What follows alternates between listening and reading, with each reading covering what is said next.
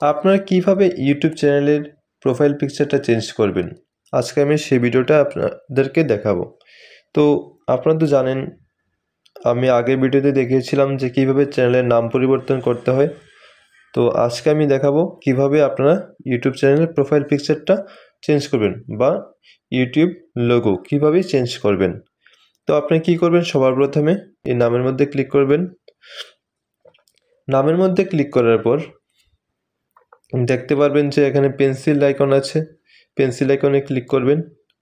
Pencil আইকনে click করার পর দেখতে পারবেন যে এখানে দেওয়া আছে আপনার আগের ফটোটা দেওয়া আছে, এই ফটোর মধ্যে ক্লিক করবেন। তো ফটোর মধ্যে আমি ক্লিক করলাম। ফটোর মধ্যে ক্লিক করার পর আপনি যদি লোগোটা যদি তৈরি করে থাকেন, বানিয়ে থাকেন, তাহলে গ্যালারির মধ্যে পেয়ে যাবেন। যদি আপনি এখন কোনো ফটো দিতে চাইছেন যে এখন ফটো তুলে দেবেন, তাহলে ক্যামেরার মধ্যে ক্লিক করবেন। তো আমি গ্যালারি থেকে দেবো, তাই আমি গ্যালারিতে ক্লিক করলাম। গ্যালারিতে ক্লিক করার পর আপনি এখানে দেখতে পারবেন যে আপনার লোগোগুলো কিন্তু শো হবে। এখানে আমি এই লোগোটা দেবো, এই লোগোটা আমি বানিয়ে রেখেছি। তো এই লোগোর মধ্যে আমি ক্লিক করব। এই লোগোতে ক্লিক করার পর আপনি দেখতে পাচ্ছেন যে এখানে কিন্তু লোগোটা কিন্তু চলে এলো।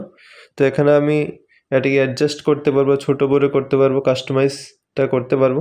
আপনি যদি চান যে এখানে ছোটো বড়ো করবেন, তাহলে আপনি অবশ্যই করতে পারেন। তো আমার এখানে সাইজটা একদম পারফেক্ট আছে, আমি এটাকে কোনো কিছু কাস্টমাইজটা করব না। তারপর কি করবেন, এখানে নিচে দেখতে পারবেন যে এখানে আছে সেভ অ্যাজ প্রোফাইল পিকচার, এর মধ্যে ক্লিক করব। প্রোফাইল পিকচারে ক্লিক করে দিলাম। ক্লিক করার পর একটু ওয়েট করবেন। ওয়েট করার পর দেখবেন চলে এলো, কারণ একটু সময় লাগে। দেখুন চলে এলো, খুব সুন্দরভাবে কিন্তু চেঞ্জ হয়ে গেছে। তো আপনারা চাইলে কিন্তু এইভাবে কিন্তু প্রোফাইল পিকচারটা চেঞ্জ করতে পারবেন। তো ভিডিওটা কেমন হয়েছে অবশ্যই জানিয়ে দেবেন কমেন্ট বক্সে।